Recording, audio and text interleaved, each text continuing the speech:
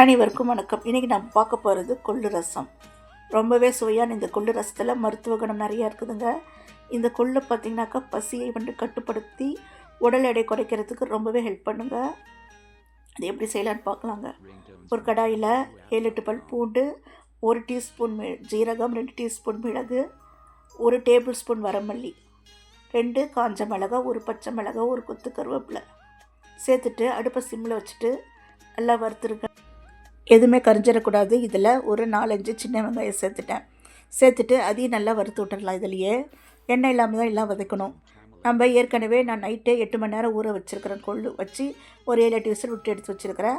அந்த வேக வச்ச கொள்ளுலேருந்து ஒரு கரண்டியும் நான் கொள்ளுலேயே ஒரு 4-5 தக்காளி சேர்த்துருக்குறேன். அதுலேருந்து ஒரு 2 தக்காளி எடுத்து இதில் ரசத்துக்கு சேர்த்துடலாம். சேர்த்துட்டு நல்லா வதக்கி விட்டுட்டு ஸ்டவ் ஆஃப் பண்ணிவிட்டு நல்லா ஆற வச்சுருங்க.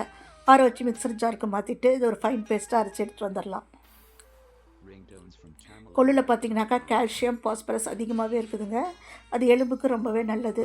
ஆண்களுக்கு செமன் கவுண்ட் அதிகமாகும் கொள்ளு சாப்பிட்டு வந்தாங்கனாக்கா.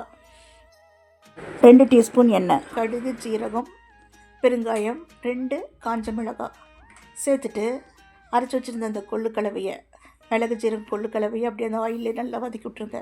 வதக்கி விட்டுட்டு நான் ஒரு லெமன் சைஸ் புளியை கரைச்சி இதில் சேர்த்துருக்கிறேன். அதையும் இதில் ஊற்றிடலாம். ஊற்றிட்டு இது ஒரு 5 நிமிஷம் நல்லா கொதிக்கிட்டோம். இப்போ நான் வேக வச்ச கொள்ளுலேருந்து தண்ணியை தனியாக இருத்து வச்சுருக்குறேங்க. அது இருக்கட்டும். இது 5 நிமிஷம் கொதித்ததுக்கப்புறமேட்டு நம்ம இந்த கொள்ளு தண்ணி அதில் ஊற்றிட்டு லைட்டாக நுர கட்டினதையும் மல்லித்தலை போட்டுட்டு ஆஃப் பண்ணிடலாம். உப்பு மல்லித்தலைலாம் போட்டு ஆஃப் பண்ணிடலாம். அவ்வளோதாங்க, சூப்பரான கொள்ளு ரசம் ரெடி. இந்த கொள்ளு ரசம் பார்த்திங்கனாக்கா நோய் எதிர்ப்பு சக்தி அதிகமாக இருக்குது.